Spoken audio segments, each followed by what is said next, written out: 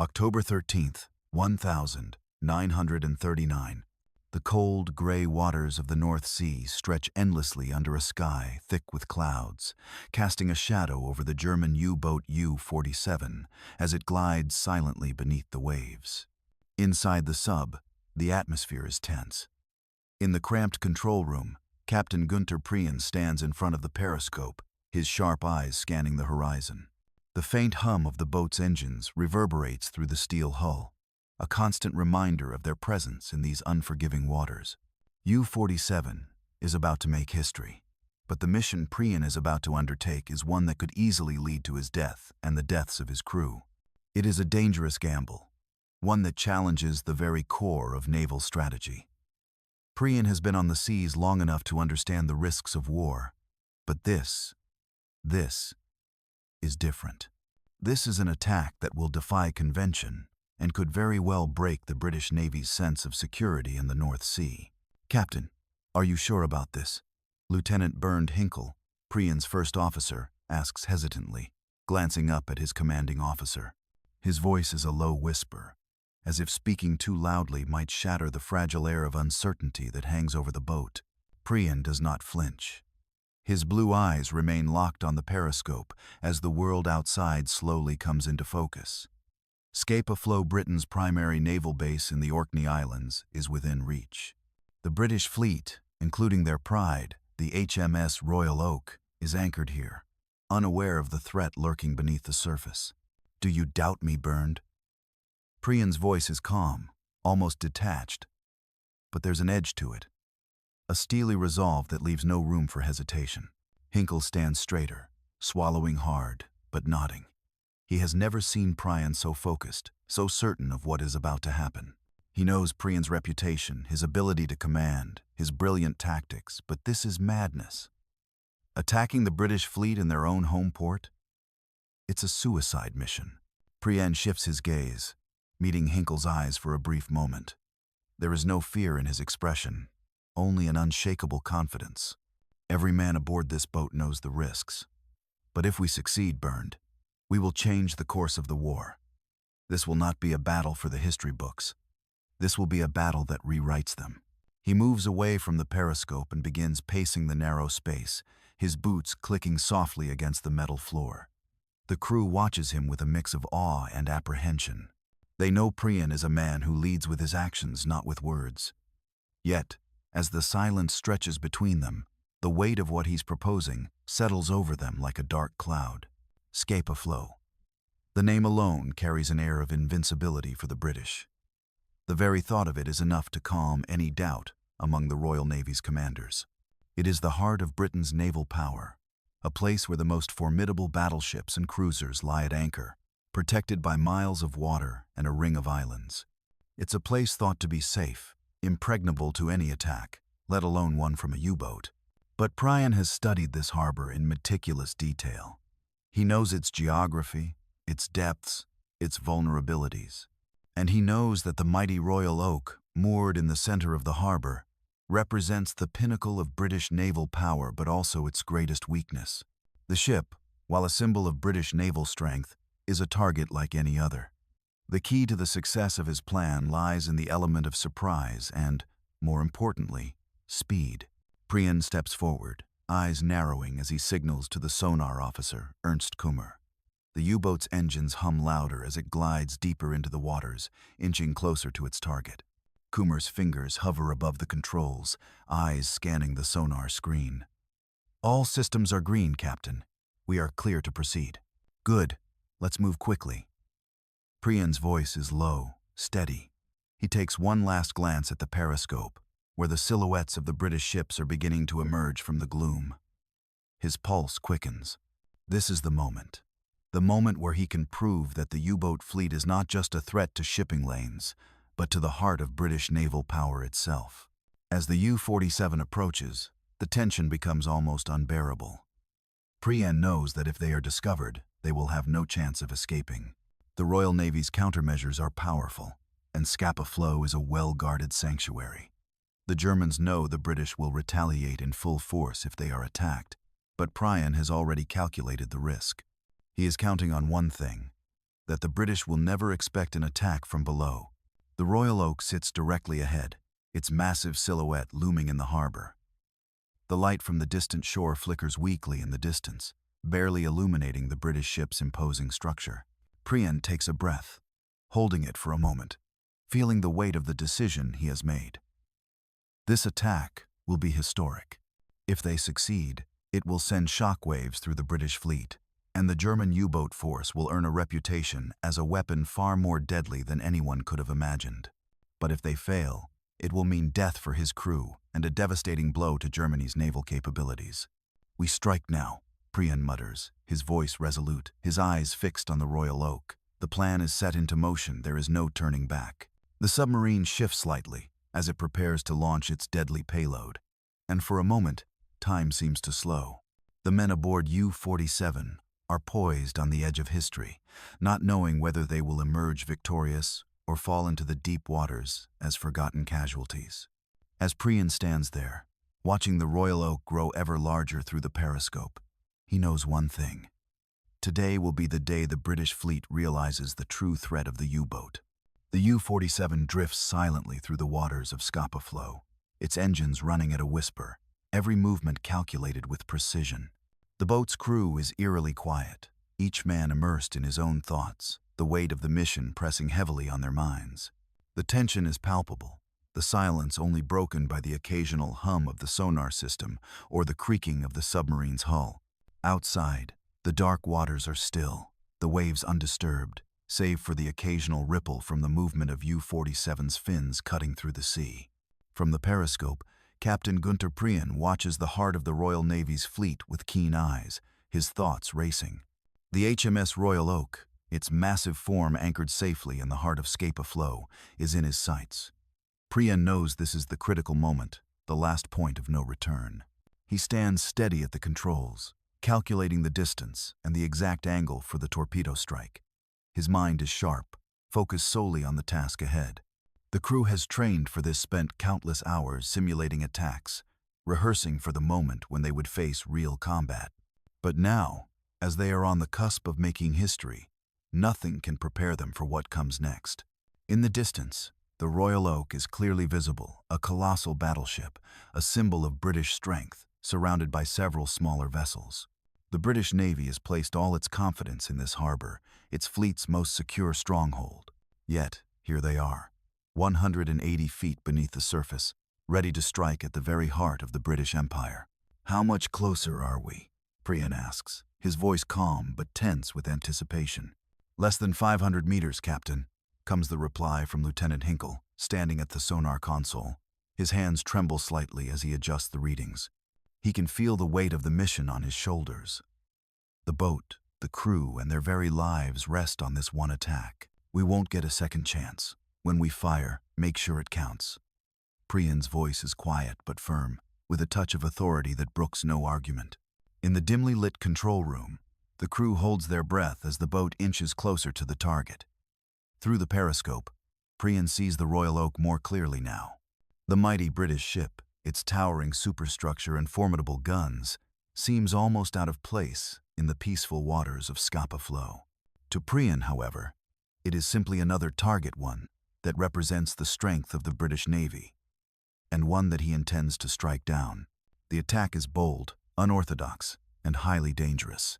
To strike a heavily protected battleship at anchor within a harbor guarded by other warships is a gamble that even the most experienced U-boat commanders would balk at.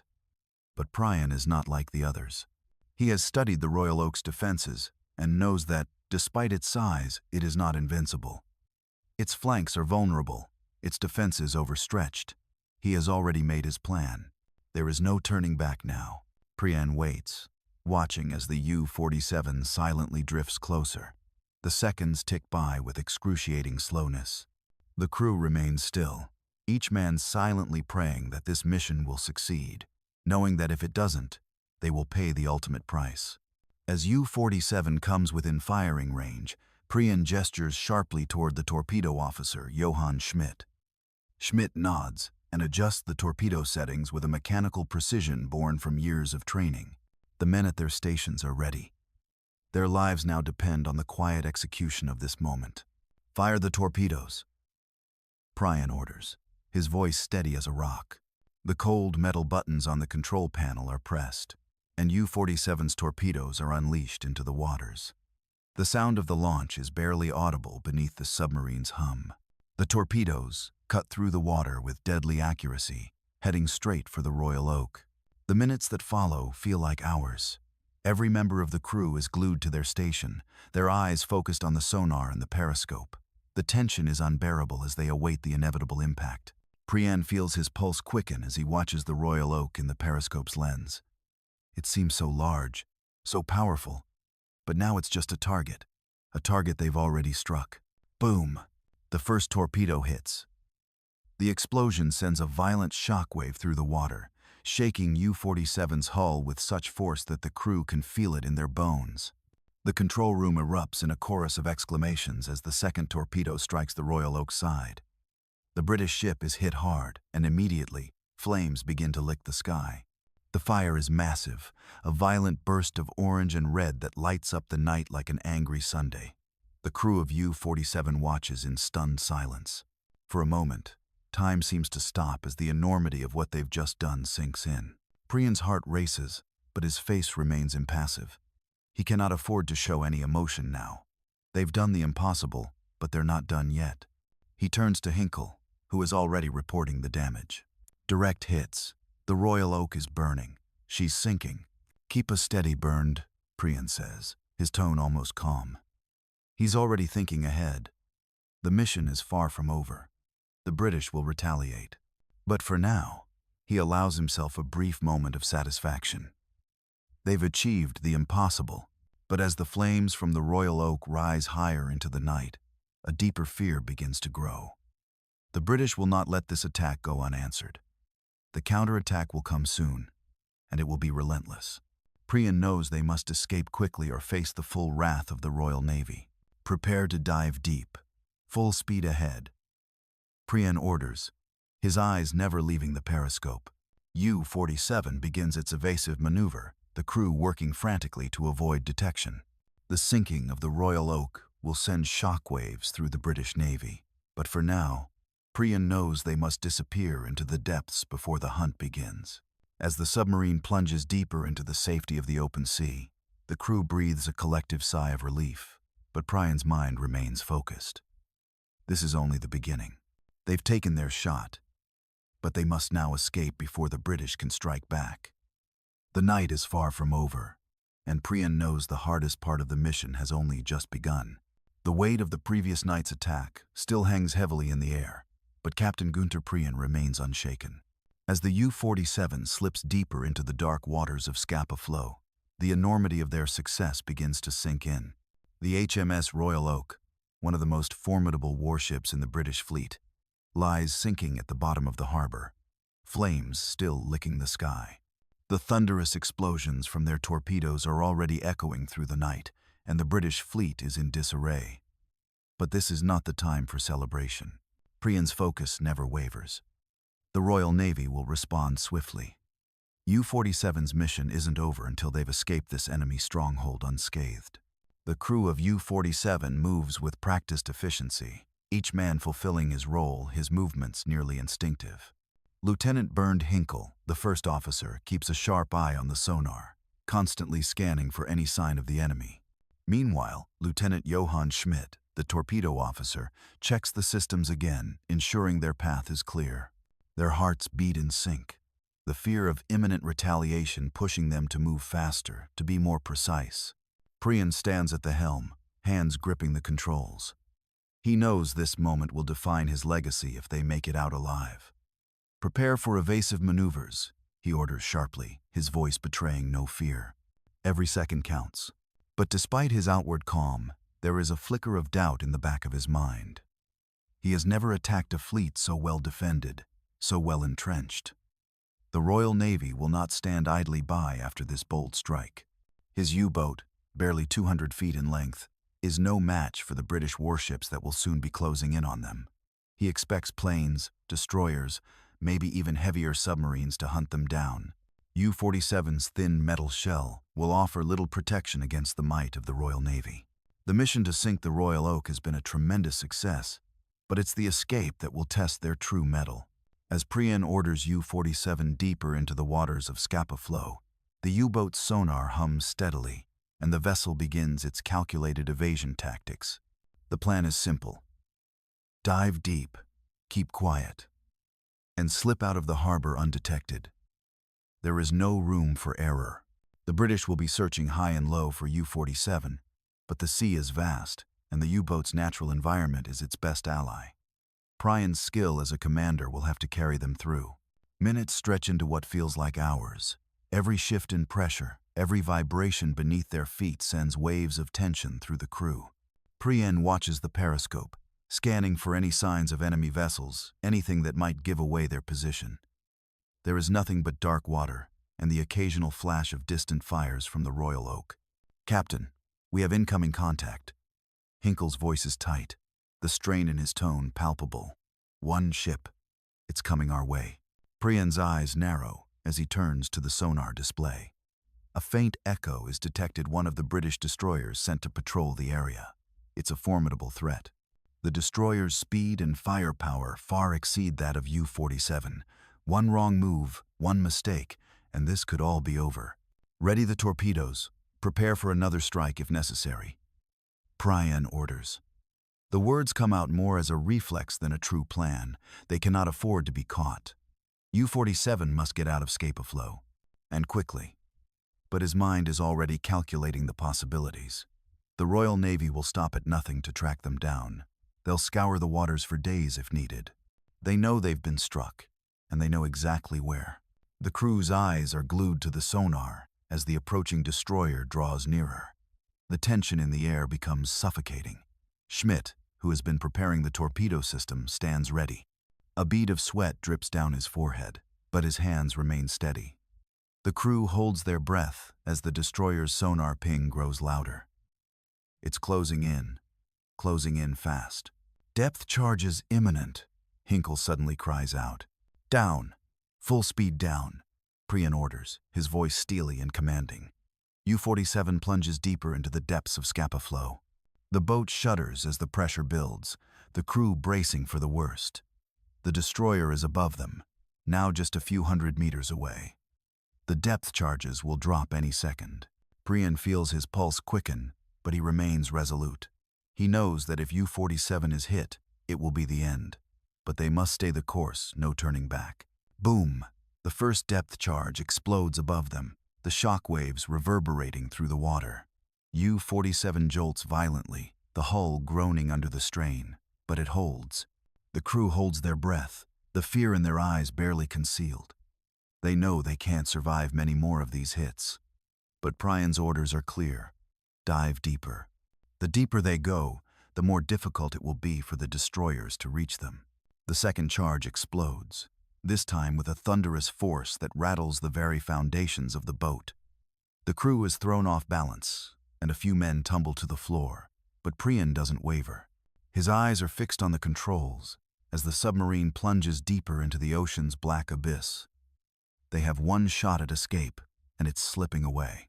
Another depth charge explodes. The sound is deafening now, but U-47 holds together. The crew, shaken but not broken, moves with precision, ensuring that every command is followed. For the first time in the mission, Prien allows himself a moment of satisfaction. The Royal Navy is relentless, but they cannot catch what they cannot see. U-47 continues its descent, deeper and deeper into the dark waters of the North Sea. The danger is far from over, but the immediate threat from above begins to fade. The destroyers, realizing they've lost contact, begin to pull away, searching the surface, scanning for any sign of the U-boat. But it's too late. The crew of U-47 exhales as the depth charges cease, the threat temporarily neutralized. For a moment there is silence, and then the quiet hum of the engines fills the room again. The crew members exchange looks, their faces a mixture of relief and disbelief. They have survived this time. "We've made it out, Captain. For now." Hinkle's voice is strained, but there is a hint of relief. The danger is still present, but for now, they have escaped the immediate threat. Prien remains silent for a moment, his mind already racing to the next phase of the escape. They have struck a blow to the British Navy, but the war is far from over. U-47 has made history. But now, they must stay alive to tell the tale. The sound of the sea is relentless, a steady, almost hypnotic rhythm beneath the hull of U-47. The depth charge explosions have faded into memory, and for now, the danger has passed. But the battle is far from over. Captain Günther Prien stands at the command post, eyes fixed on the sonar, while the rest of his crew moves about the control room, performing their duties with a quiet precision born of necessity. It's clear that U-47 has survived the immediate threat, but Prien knows that escape is only part of the mission. They have struck a massive blow to the British Royal Navy by sinking the HMS Royal Oak, but they are now deep within enemy waters, and the British will not let this act of aggression go unpunished. The boat continues to slip through the waters of Scapa Flow, its sleek, deadly form hidden beneath the surface. The crew remains on edge, acutely aware that every sound, every vibration, could signal the end of their lives. The sub's engines hum steadily, but even the smallest noise seems amplified in the tense atmosphere. "Captain, we've lost contact with the enemy." Lieutenant Bernd Hinkle reports from the sonar station, his voice steady but filled with uncertainty. The destroyers have pulled back. The search seems to have stopped. Prien doesn't respond immediately. His mind races, calculating the risks. The Royal Navy may have been stunned by the loss of the Royal Oak, but they will not give up the hunt. The damage to one of their greatest ships will leave the British seething, their pride wounded, and pride, as Prien knows, is dangerous. "How long do we have before they regroup?" Prien asks, his tone quiet but urgent. "I can't say for sure, Captain, but I estimate a few hours at most before they come after us with everything they've got." Hinkle's response is blunt, but it carries the weight of reality. Time is their most precious commodity now. Prien's gaze shifts toward the sonar readout. The waters of Scapa Flow, once thought to be a secure sanctuary for the British fleet, are now a battlefield. And U-47, a predator lurking in the depths, is the only force standing between the British Navy and its retaliatory strike. Prien knows that they must leave Scapa Flow before the British realize the full extent of the damage, before they can call in reinforcements. Full speed ahead. Dive deeper. Prepare to break contact. Prien orders. His voice is steady, commanding. The crew springs into action, moving with practiced efficiency, working together to carry out the escape plan. U-47 begins to accelerate, the pressure of the deep sea building around them as they plunge even further into the ocean's dark depths. As the submarine descends, the crew breathes a collective sigh of relief. The immediate threat from the destroyers is over, for now. The depth charges, once so violent and deafening, are no longer a threat. But the fear lingers. The British Navy will be back, and they will be furious. Prien glances at the map on the wall, tracing the route that U-47 will take to safety. They must break free of Scapa Flow and head toward the open sea, where the British Navy will have a harder time tracking them. But even as he formulates their escape route, Prien knows that this mission will have consequences far beyond the waters of Scapa Flow. The crew is quiet now, each man lost in his thoughts. Johann Schmidt, the torpedo officer, stands at his post, hands still trembling from the tension of the attack. Ernst Kummer, the sonar operator, keeps his eyes on the screen, his ears straining to pick up any signs of movement. But Prien knows that it is his responsibility now to lead them out of danger. "We've done it, Captain. The Royal Oak is sinking." Hinkle's voice breaks the silence, but his words are tinged with disbelief. "We've struck a blow the British won't soon forget." Prien nods but says nothing. He knows that this victory, while monumental, is only a small part of the larger war. The Royal Navy may have lost a ship, but they still have the power to retaliate. This victory must be followed by a swift escape, or it will mean nothing. They cannot afford to linger in Scapa Flow any longer. The crew of U-47 works tirelessly through the hours that follow, ensuring that the submarine remains undetected as they navigate out of the harbor. The water outside is calm, deceptively so. But Prien knows better. The British will soon be hunting for them, and they must disappear before the full force of the Royal Navy is unleashed. "Captain, We're clear of Scapa Flow. We're in open waters now. Hinkle's voice carries a note of relief, but the war is far from over. Good. Keep alert. We may have made it out, but the real fight is just beginning. Prien responds, his voice sharp with resolve. He knows they have evaded the immediate danger, but now they are far from home, deep within enemy territory, and every minute that passes brings them closer to the British Navy's inevitable response. As U-47 slips deeper into the open ocean, Prien takes one last look at the sonar. The Royal Navy is still searching for them, but they are no longer in the waters of Scapa Flow. They have escaped the British stronghold, but the sea is vast, and the British are relentless. We've done what no one thought possible, but this isn't over, Prien says, his voice calm but full of the weight of experience. We'll make it back home, but only if we keep moving. Stay alert, men. The war is far from over. The crew nods, their eyes filled with determination. They have struck a blow that will echo across the waters of the North Sea, but they know that they must remain sharp if they are to survive the consequences of their actions.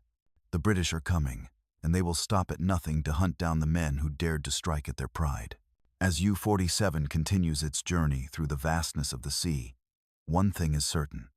The story of Captain Günther Prien and his crew is far from finished.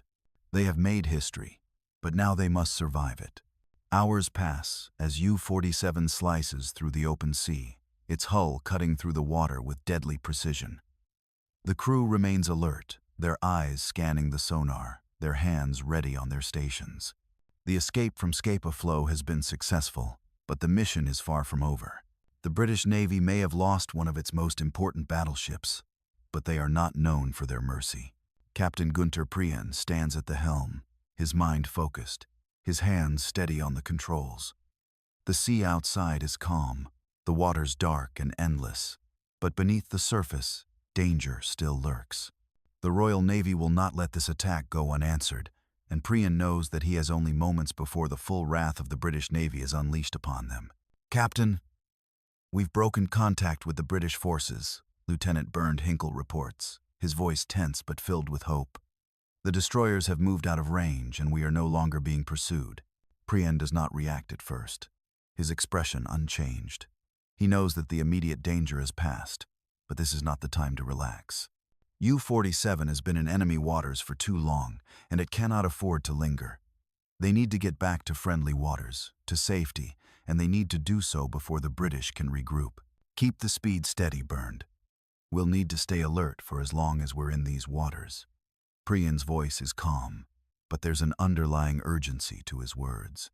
He knows that the British won't take long to recover from the shock of losing the Royal Oak. Their retaliation will come, and it will come fast.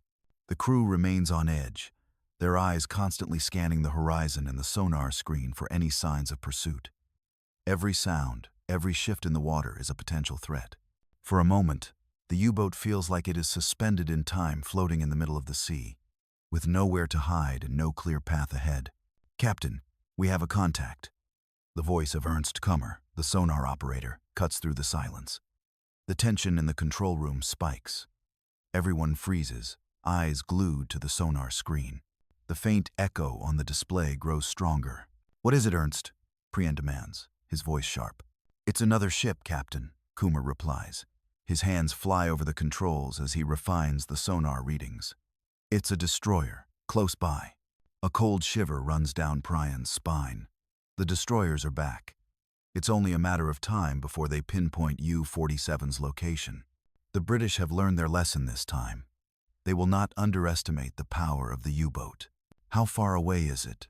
Prien asks, his voice calm but filled with urgency. 2 kilometers, Captain. It's heading straight for us. Prien's mind races. They can't outrun a destroyer in open water, not with U-47's limited speed. The only option is to dive deeper, to disappear into the depths where the British can't reach them. But they've already been forced deep into the sea, and with every meter they descend, the pressure increases. If they go too deep, they risk imploding under the weight of the water. But if they don't dive now, they risk being spotted and destroyed. Full dive, Prien orders, his voice unwavering. We need to go deeper, maximum depth. The crew immediately follows his command, and the submarine begins its descent into the deep, cold waters of the North Sea. The U-47 groans under the pressure, its metal skin creaking as the weight of the ocean presses in from all sides. The crew holds their breath, praying that the U-boat will withstand the strain. "Hold steady. Don't let up," Prien commands. He stands at the helm, his eyes fixed ahead, the periscope a blur as the boat dives deeper.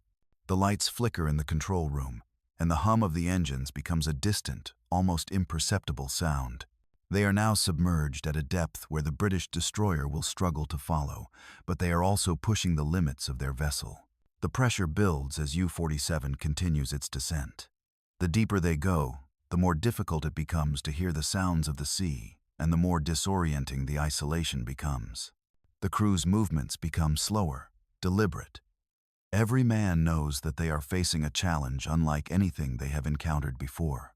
"We're at maximum depth, Captain." Hinkle's voice comes through, tight with strain. "We should be safe for now." Prien nods, but doesn't say a word. His mind is already turning to the next step. They have escaped immediate danger, but they cannot stay here forever. The British will not give up easily, and they will be back with more firepower, more destroyers, and more advanced sonar equipment. "All stations, stay alert. We won't be safe until we're out of this area. Keep an eye on the sonar. If anything comes our way, we're ready." Prien's orders are firm. He knows that the escape is not complete until U-47 is well out of British waters, heading toward the safety of the German-controlled regions of the Atlantic. The crew remains in their positions, every man on high alert. The next few hours are a blur of tension and silence, broken only by the occasional creaking of the submarine's hull and the soft hum of the engines. They are running out of time. The longer they remain submerged, the greater the risk of being detected. "Captain, we've reached the open sea." Hinkle reports after what feels like an eternity. "We're clear of Scapa Flow, no signs of pursuit." Prien exhales deeply, but there is no time for relief. Their journey is not over. They must continue, staying ahead of the British response, staying ahead of the inevitable retaliation that is sure to follow. But for now, they are safe, at least for the moment. "We've made it this far, but the war is still out there, and we've just begun to make our mark on it." Prien's voice is steady, his resolve stronger than ever. "Keep moving. We'll survive this, men. We've proven that the U-boat is the weapon of the future. Now, we just need to get back home." The crew nods in unison, their spirits lifted by their captain's words. The storm may not be over, but they have weathered the first waves, and they will continue to fight. As U-47 slowly makes its way toward the open waters, its crew knows one thing for sure. The legacy of this mission will echo through the corridors of history. The attack on Scapa Flow will be remembered, and the British will never forget the day the U-boat fleet struck at the heart of their empire. The news of the sinking of the HMS Royal Oak spreads like wildfire through the Royal Navy, reaching the highest echelons of British command. A sense of disbelief hangs in the air as the British fleet, once considered impregnable in the waters of Scapa Flow, finds itself reeling from an unexpected and humiliating defeat. The Royal Oak, a formidable battleship, had been the pride of the British fleet, and now it lies at the bottom of the harbor, a testament to the vulnerability of even the mightiest ships when confronted with the silent terror of the U-boat. The attack has shaken the very foundations of British naval strategy. Admiral Dudley Pound, the head of the Royal Navy, is furious but composed. He knows that this is more than just the loss of a ship. It is a blow to Britain's pride and a sign that the Germans have learned how to strike where it hurts most. The Royal Oak was moored in the heart of Scapa Flow, a safe harbor surrounded by multiple layers of protection, and still it fell. "This can't be," Admiral Pound mutters, staring at the report in his hands. The British have long held the belief that Scapa Flow, with its natural defenses, is untouchable. The idea of a U-boat slipping through the defenses to destroy one of the British fleet's most prized assets seems almost impossible. And yet, it has happened. Within hours, the British Navy begins to mobilize, gathering its strength to respond to this unprecedented attack. Every ship in the harbor is now under increased scrutiny, and additional patrols are dispatched to hunt down the elusive attacker. But there is one problem. The U-47, The vessel that dealt this crushing blow is nowhere to be found. The Germans have to be laughing at us right now, says Captain Thomas K. Blackburn, a senior officer on the flagship HMS Revenge. His face is tight with anger as he paces the deck, his mind racing with the enormity of what has just occurred. "We can't afford to let this go unanswered," Admiral Pound replies. His tone is steely and his jaw clenched in frustration. "We'll find the U-47. I don't care if it takes every ship in the fleet. They will pay for this." The British Navy, known for its pride and precision, cannot tolerate this kind of attack. To lose the Royal Oak to a solitary U-boat is a blow to their reputation. But to let that U-boat escape unscathed would be even worse. The Royal Navy has been wounded, but it will not remain passive. They will hunt the U-47 down, and they will make the Germans regret their audacity. Back aboard the U-47, Captain Günther Prien and his crew are still digesting the magnitude of their victory. The night had been long, tense, and full of peril, but they had made it out of Scapa Flow alive. Their daring attack on the Royal Oak had succeeded beyond even Prien's expectations, but now the real challenge begins: escaping British waters and getting back to friendly territory. The U-47 is submerged deep beneath the ocean's surface, cruising through the waters of the North Sea. The crew is on high alert, constantly scanning the sonar for any signs of enemy ships or aircraft. Prien stands at the helm, his eyes focused on the controls. The silence of the deep is overwhelming, yet the weight of what they have done hangs heavily in the air. "We've done it, Captain. The Royal Oak is sunk," says Lieutenant Bernd Hinkle, the first officer, his voice filled with a mixture of awe and disbelief. "But we can't stay here too long. The British will come after us." Prien nods. "We'll keep moving, Bernd, but we have to stay one step ahead of them." His mind is already racing through their options. The Royal Navy will retaliate swiftly, and they will come for U-47 with all the resources at their disposal. The key to survival is speed, stealth, and above all, the ability to remain undetected. "How long do you think we can stay submerged before they catch up?" Hinkle asks, his brow furrowed in concern. "It's not about how long we can stay submerged. It's about getting out of these waters without being detected," Prien replies, his voice calm but filled with urgency. "We'll head south, towards the French coast. We know the Royal Navy will expect us to head toward Germany, but we'll take them by surprise. They won't expect us to double back." Prien's plan is audacious, but it is their best chance of survival. The British, still reeling from the shock of the attack, will be hunting in all the wrong places. If they can get out of Scapa Flow and into the open sea, they might be able to make their way home without further incident. "Prepare to break surface at midnight," Prien orders. "We'll need to make our final adjustments to the course. If we stay submerged too long, they'll start to close in on us." The crew of U-47 moves with quiet precision, their training kicking in as they carry out their captain's orders. But despite the calm exterior, there is a nervous energy that permeates the boat. The Royal Navy may be wounded, but it is far from defeated. The British will not rest until they have hunted down the U-47, and Prien knows that they must move quickly if they are to avoid the inevitable pursuit.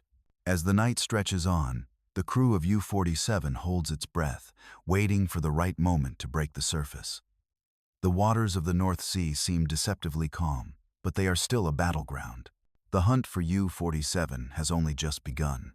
The sun has long set, and the inky blackness of the North Sea surrounds U-47 as it glides deeper into the ocean's cold embrace. The crew, though tired, is still on edge. Every man knows that the real fight is far from over. The loss of the HMS Royal Oak has reverberated across the British Navy like a thunderclap, and the British response will come quickly. As Prien steers the submarine southward, the tension in the control room is palpable. They've escaped immediate detection, but this is only a temporary reprieve. The British will not allow this attack to go unanswered. In London, the British High Command is in a state of shock. The loss of the Royal Oak is a devastating blow to the Royal Navy, and the ramifications are clear. Admiral Dudley Pound, head of the Royal Navy, is livid. His pride has been wounded, and he is determined to strike back.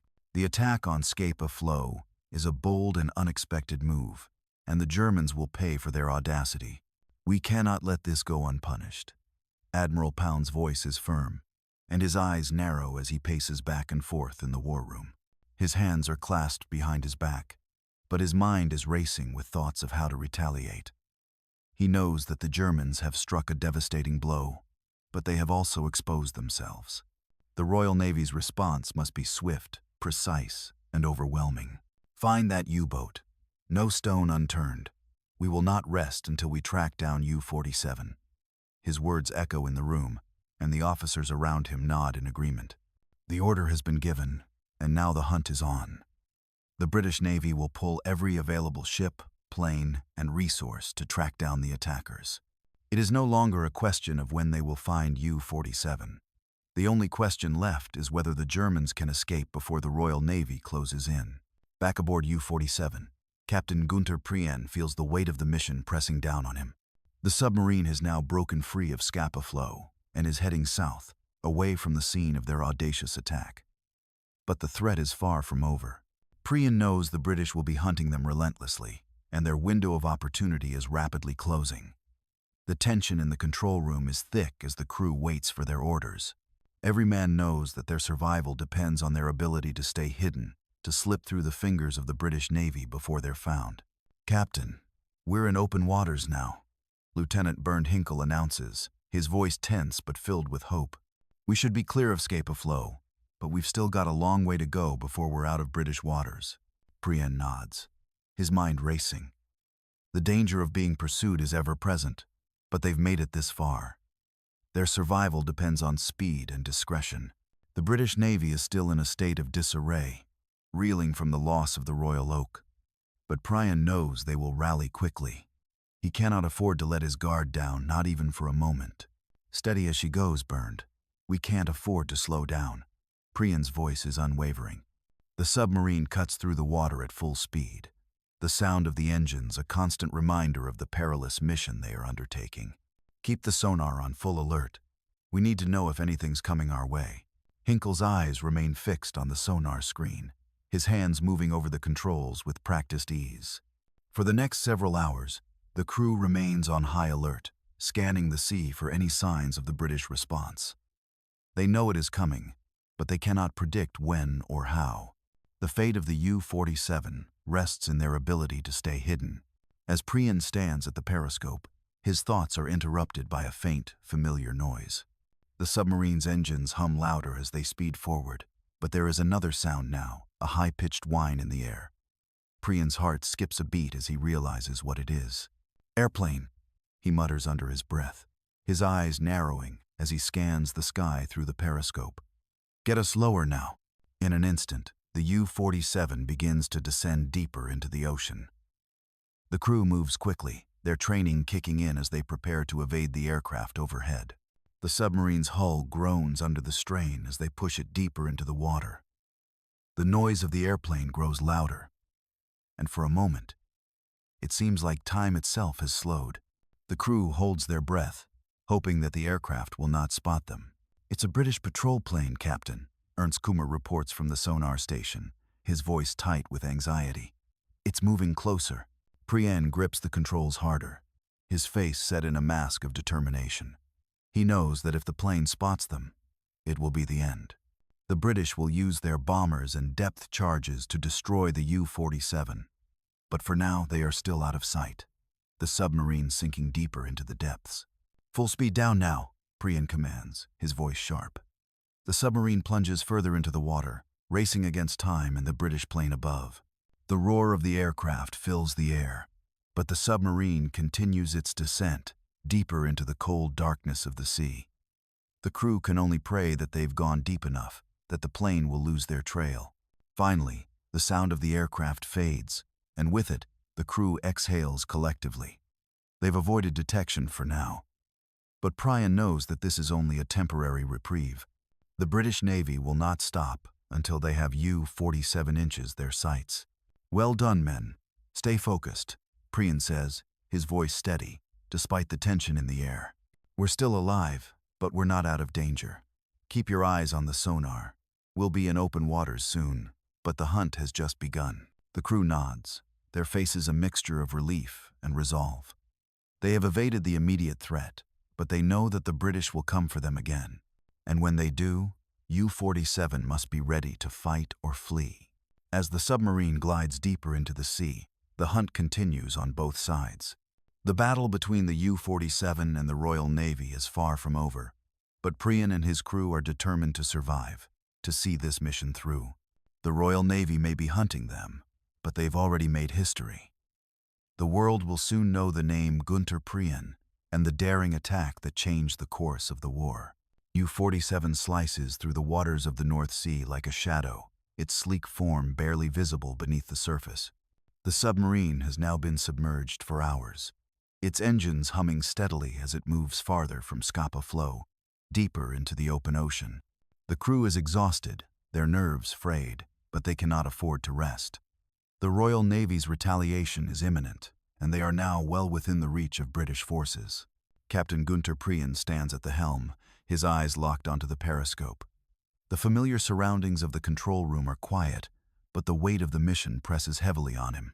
The attack on the HMS Royal Oak has been a success far beyond even his own expectations, but now the real danger begins. The British will not forgive the destruction of their pride, and the manhunt for U-47 has begun in earnest. Captain, we have another contact on the sonar. The voice of Ernst Kummer, the sonar operator, cuts through the tense silence. The strain in his voice is unmistakable. The British are still searching for us. Prien doesn't flinch. He already knows what the sonar will reveal. The hunt is on, and every moment of this mission has led to this. What is it? Prien asks. His tone is sharp as ever, though there's a subtle edge to it. He knows the British won't stop until they've found U-47. It's a destroyer, Captain. The sonar is picking up its pings. It's moving fast, closing in on our last known location. Kummer's voice trembles slightly, but his eyes stay fixed on the screen. Prien's mind races, calculating their options. They're deep beneath the waves, but the destroyers above are relentless. If the British are tracking their last known position, they're running out of time. How far? Prien asks, though he knows the answer.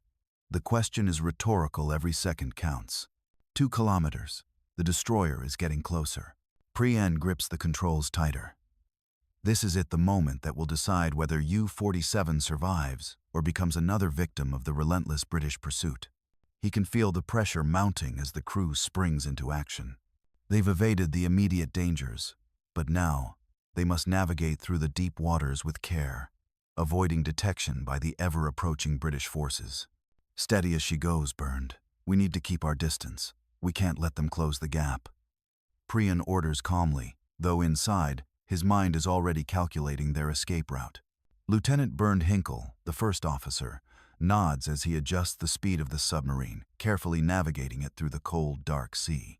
The tension in the control room is suffocating, and every crew member knows what's at stake. The British destroyer's sonar pings are growing stronger, reverberating through the water like the pulse of a predator closing in on its prey. U-47's crew is well trained, but the situation is dire. We need to dive deeper, Captain, Hinkel suggests, his voice strained but filled with purpose. We're at a risk of being detected. Prien doesn't hesitate. Dive deeper. We'll take them by surprise. Full speed down. The U-47 begins to descend into the depths of the North Sea, the pressure building with every meter. The crew braces as the submarine plunges deeper, the groan of the hull under the immense pressure filling the quiet control room. The sonar's pings grow fainter as they descend, but Prien knows that they can't stay here for long. If they go too deep, the chances of being trapped or hitting a seabed rise. How's the destroyer? Prien asks, his eyes focused on the sonar readout. Kummer looks up, his face etched with tension. It's still coming, Captain, but we're losing it. The depth is working in our favor. Prien nods, but the battle is far from over. The British will not give up so easily. They have the advantage of numbers, of technology, and they know U-47's tactics. If they manage to pinpoint U-47's location, it will be the end. Prepare the torpedoes, just in case. We might need to defend ourselves. Prien orders, though he hopes they don't need to take such drastic measures. The last thing he wants is to engage in a direct confrontation. They are outnumbered and outgunned. Their best chance is to slip away unnoticed. The crew works with rapid efficiency. Schmidt, the torpedo officer, prepares the weapons for launch. The sound of the torpedo mechanisms clicking into place echoes through the control room, adding to the rising tension. The destroyer is still close, its sonar pings now almost deafening. It's only a matter of time before it detects the U-47. The question is, will they have enough time to escape? "Captain, the destroyer is almost upon us," Kumar announces. His voice is tight, every word a reminder of the ever-present danger. Prien's jaw tightens, his mind racing. "Steady, men. Keep calm. We're not dead yet." His voice is sharp, cutting through the rising panic. The crew looks to him, and for a moment, their confidence is renewed. They have followed him this far, they will follow him through whatever comes next. Suddenly, the sonar picks up a new signal. It's faint at first, but it's unmistakable. A plane. A British Hudson bomber. "Plane incoming," Hinkle shouts. The realization hits hard. The Royal Navy has escalated the search. A bomber will carry out aerial reconnaissance, pinning down their location from above. Prien curses under his breath. "Dive deeper. Get us out of here now." The U-47 plunges even further into the depths of the North Sea, the ocean pressing against it with a crushing force. The noise from the plane overhead grows louder, but the submarine remains hidden for now. The crew waits, their hearts pounding, eyes fixed on the sonar and periscope. Every second a race against time. "Captain, we're clear of the destroyer. We've lost contact," Hinkle reports, his voice relieved but still cautious. "The plane?" Prien asks, his eyes narrowing. "Still overhead, Captain. It's circling. We need to keep moving." The crew knows they can't linger in one place for long. They must make it out of British-controlled waters, into the vastness of the Atlantic, where they can disappear into the open sea. But with each passing moment, the pressure increases. The British are hunting them, and they will stop at nothing to find U-47. "Keep moving, men. We've come this far, and we'll keep fighting. We're not done yet." Prien's voice is unwavering, even as the tension inside U-47 grows unbearable. The chase is on, and U-47's crew knows that their survival depends on one thing: staying hidden. The U-47 continues its desperate flight into the depths of the ocean, the sounds of pursuit fading behind them, but the danger is far from over. The British are closing in, and every moment counts. The chase will continue. For the crew of U-47, the days following the attack on HMS Royal Oak blur into a tense series of movements and evasions. The submarine moves ever deeper into the North Sea, its hull groaning under the strain of constant submersion. Captain Günther Prien remains steady at the helm, his eyes constantly scanning the periscope and sonar as they continue their flight toward the open ocean. Above them, the hunt is far from over. British ships and aircraft scour the waters, their relentless search patterns drawing ever closer to U-47's last known location. "We've evaded the destroyers," reports Lieutenant Bernd Hinkle, his voice tight with exhaustion. His eyes flicker over the sonar screen. But there are still signs of aircraft patrols. It's only a matter of time before they spot us again. Prien nods, his face betraying nothing of the tension simmering beneath the surface. He knows this mission is far from over. The deeper they move into enemy waters, the greater the chance that the British will catch up. With each passing hour, the odds of being detected grow exponentially. But they've made it this far, and the thought of giving up now is unthinkable. "We're getting closer to the deeper waters, Captain," Hinkle continues, his voice more hopeful now. "If we can just hold on for a few more hours, we'll be in the open sea. It will be much harder for them to track us there." The promise of open water is tantalizing, but Prien knows better than to trust in false hopes. U-47 has evaded the British once, but they won't stop until they've found her. The British Navy's pride has been wounded. The Royal Oak's loss is not something they will easily let go. Their retaliation will be swift and furious, and Prien can't afford to relax until they're safely out of reach. "Full speed ahead, Bernd. Get us to the open sea. I don't want to be anywhere near Scapa Flow when the British figure out what happened." Prien's voice is firm, though there's a slight edge of urgency now. He knows that they can't afford to be caught off guard again.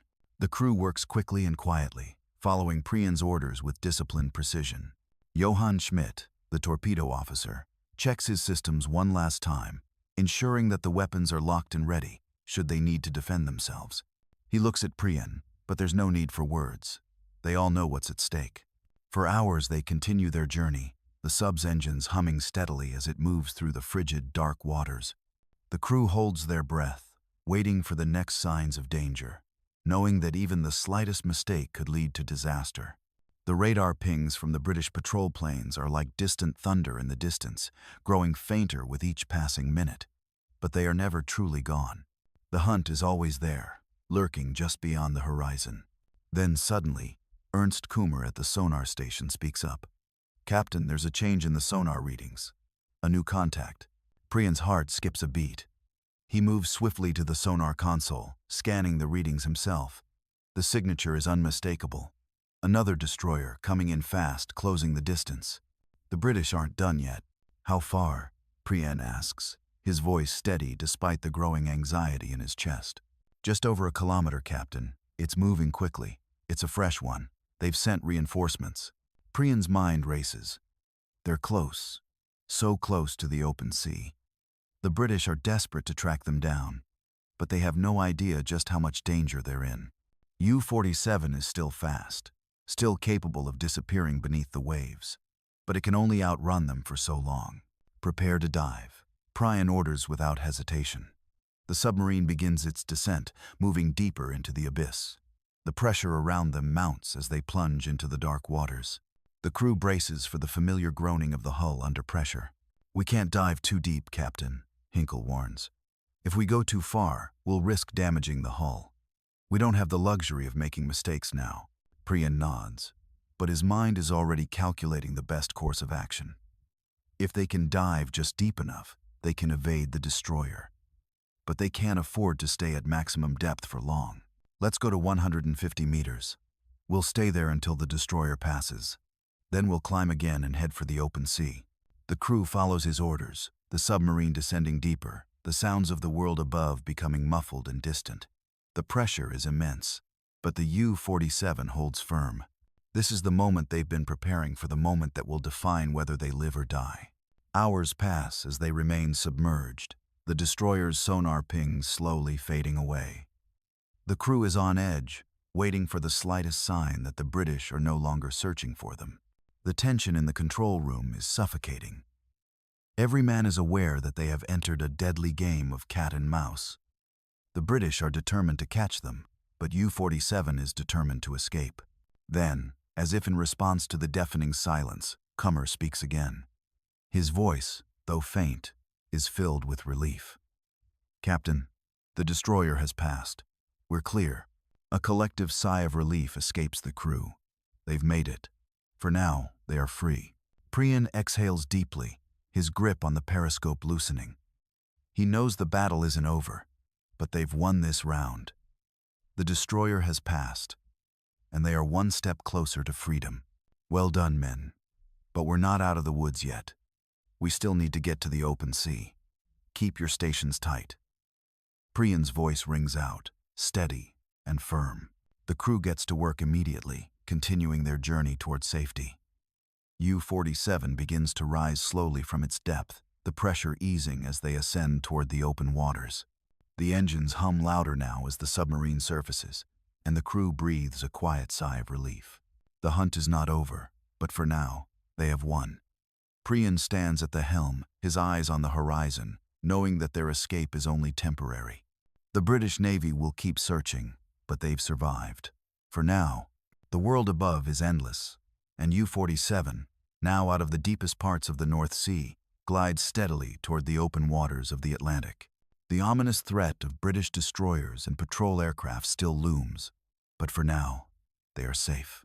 The cold, dark waters of Scapa Flow are behind them, and the U-boat has evaded the British response. However, the crew knows that the danger is not over. The vast expanse of the open sea is filled with both promise and peril. Captain Günther Prien stands in the control room, watching the periscope, his mind still focused on the mission. The previous days have been a blur of tension and near misses, but now they are finally on the move, heading toward the coast of France and eventual safety. However, every minute feels like an eternity. The U-47 has been through hell, but Prien knows that as long as they remain in the enemy's waters, they are not safe. The British will continue to hunt them, and the success of the Royal Oak mission may only serve to fuel their pursuit. How far to the French coast? Prien asks, turning to Lieutenant Bernd Hinkle, his first officer, who is now keeping track of their position. About a day, Captain. Maybe a little more depending on speed. Hinkle's voice is strained, but there's a note of optimism in it now. The crew can feel it too. Their hope is rising with every mile. Prien nods, but his mind is still sharp, always calculating, always anticipating. We won't slow down. If we're spotted, it's over. Full speed ahead. His tone leaves no room for hesitation. The crew responds quickly. The hum of the engines intensifies, and the U-47 surges forward, cutting through the dark waters, each second feeling like a race against time. As they leave the shores of Britain behind, they're not just escaping the Royal Navy, they're running from the consequences of their actions, the wrath of an empire that will stop at nothing to avenge its losses. Hours pass. The crew moves with a quiet urgency, their eyes constantly scanning the sonar, the periscope, the radar.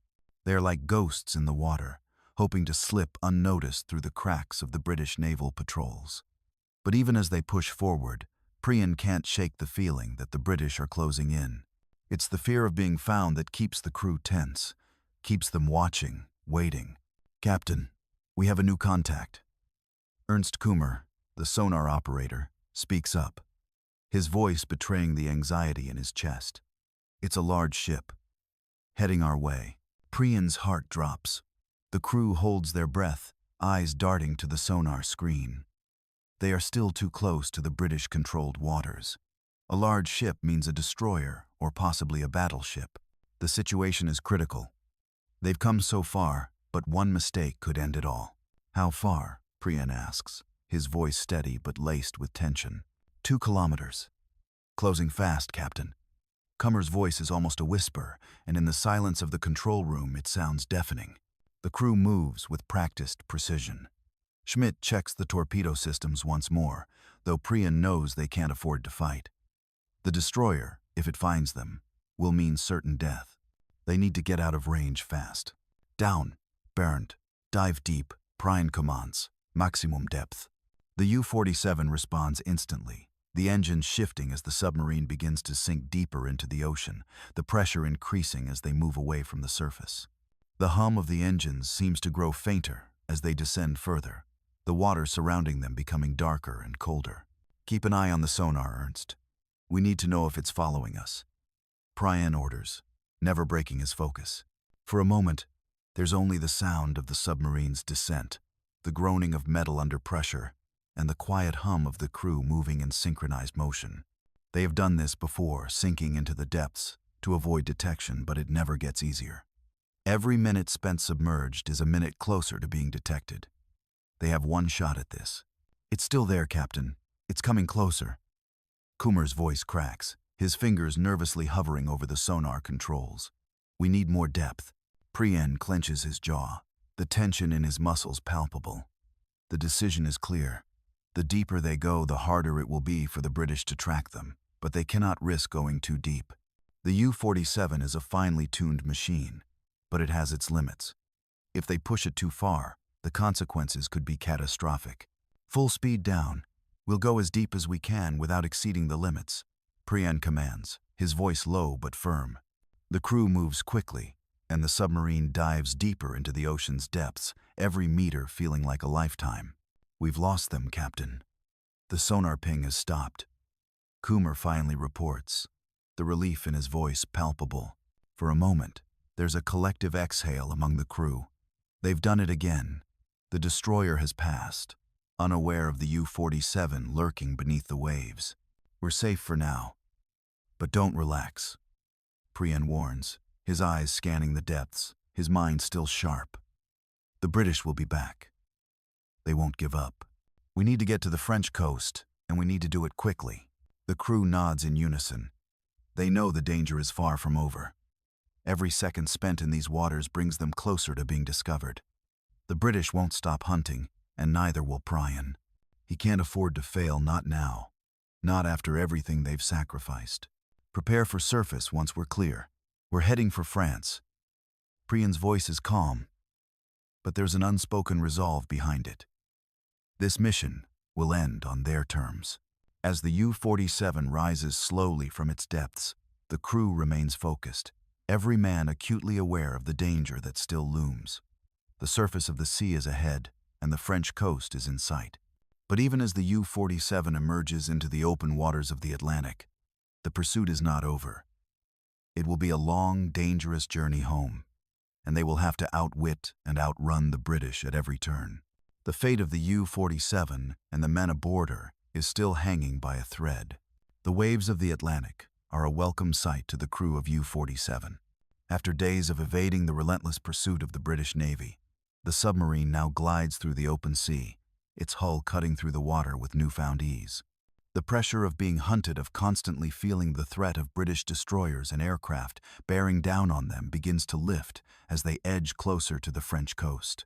For the first time in what feels like an eternity, the crew of U-47 allows themselves a moment of respite. But even in this brief moment of calm, Captain Günther Prien remains on edge. He knows that their escape is far from guaranteed. The British Navy will not rest until they have exacted their revenge, and though U-47 has slipped out of their grasp for now, the threat still looms. They are not home yet. "How far to France, Bernd?" Prien asks, turning to Lieutenant Bernd Hinkle, his voice still steady despite the exhaustion in the room. "Less than 100 miles, Captain. We should be there by tomorrow." Hinkle responds, his voice filled with cautious optimism. Prien nods but doesn't smile. The danger has not passed. As long as they remain in enemy-controlled waters, they must remain vigilant. Every new contact on the sonar sends a fresh wave of anxiety through the crew. The sounds of the sea, once a constant companion, now feel like a constant reminder of their proximity to the enemy. "Keep the sonar on full alert," Prien orders, his tone sharp. "If anything comes our way, I want to know before it gets too close." The crew moves with quiet efficiency. Ernst Kummer, the sonar operator, adjusts his equipment, his eyes scanning the readings with painstaking care. The pressure of their situation weighs on him, but his focus remains unwavering. They are so close now, just a few more hours, and they'll be out of the Royal Navy's reach. But then, the unthinkable happens. "Contact, Captain." Kummer's voice rings out through the control room, his voice strained with fear. "A large ship. It's coming right for us." Prien's heart sinks. Another destroyer? The thought is almost too much to bear. After everything they've been through, after everything they've endured, the British are still hunting them down. The warships just keep coming. "How far?" Prien asks, his voice flat, betraying none of the panic he feels inside. "Just under 2 kilometers. It's closing fast, Captain." Kummer reports, his hands trembling as he works the sonar. Prien's mind races, calculations firing off in his brain. 2 kilometers. That's too close. They won't have time to dive again, and they're too far from the French coast to escape in time. If the British ship detects them, it will be over. They will be sunk before they even have a chance to fight back. "Dive," Prien orders sharply. "Get us down now. Maximum depth." U-47 responds instantly, the hull groaning as the submarine begins to descend once more. The engines rev in response to Prien's command, and the crew braces for the pressure as the U-boat dives deeper into the cold, unwelcoming waters of the Atlantic. The destroyer above them moves closer, its sonar still pinging, growing louder by the second. "Captain, we're approaching maximum depth," Hinkle calls out. His voice is tense, the reality of the situation dawning on him. "We can't go much further. The U-boat can't handle more pressure." Prien's grip tightens on the controls. The British destroyer is closing in fast, and they're running out of time. If they descend too far, U-47 risks being crushed by the weight of the sea. But if they stay shallow, they risk detection. They've been through this before, evading depth charges, dodging aircraft, but now, with the stakes higher than ever, Prien knows the margin for error is non-existent. "Hold steady," Prien orders, his voice resolute. "We'll maintain depth for now. Keep on course, and wait for the destroyer to pass." The crew watches the sonar, eyes fixed on the fading signal from the destroyer above. It's close now, but they can't afford to move too much. Any sign of activity could give them away. The silence in the control room is almost unbearable. Every second feels like an eternity. The pressure in the deep sea continues to mount, but they hold their position, hoping that the British ship will sail right over them. Minutes drag by, and then at last Kummer speaks. "It's past.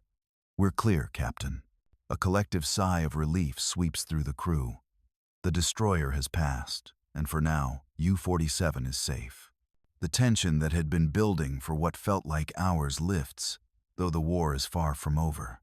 The British might have missed them this time, but Prien knows they'll be back. The hunt is relentless. "We've survived this round," Prien says quietly, his voice reflecting both the relief and the grim reality of their situation. "But don't forget, this isn't over.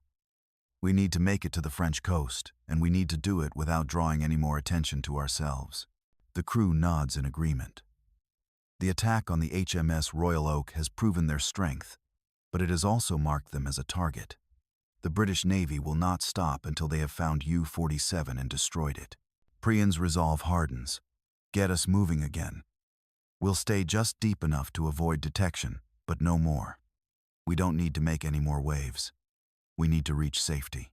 The U-47's engines hum to life again, its hull moving steadily through the depths as they continue their journey. The crew works seamlessly, each man acutely aware of the danger that still lurks just beyond the horizon. The British response may have faltered for now, but the chase is far from over. The French coast is still their goal, and the world of naval warfare is closing in on them like a net. But U-47 has proven that it is no ordinary prey, it is a force to be reckoned with. As U-47 continues its journey toward the French coast, Captain Günther Prien knows that their survival will depend on one thing above all else: their ability to remain unseen. The British might have the advantage of resources and technology, but U-47 has something just as powerful: cunning, determination, and the audacity to strike at the heart of the British Navy. For now, they are still alive, and as long as they are alive, they will continue to fight.